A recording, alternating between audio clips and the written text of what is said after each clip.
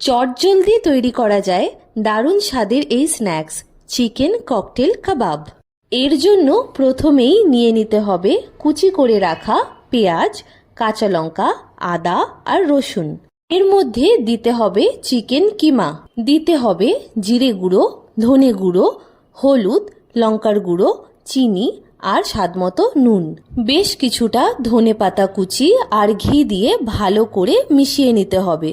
এবার ছোট ছোট কাবাবগুলো গড়ে নিতে হবে।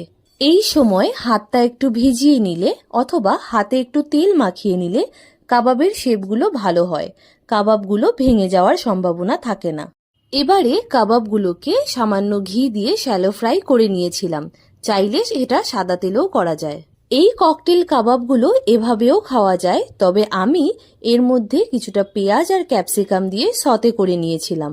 স্ন্যাক্স হিসেবে এই চিকেন ককটেল কাবাব কিন্তু দারুণ হিট হয়েছিল।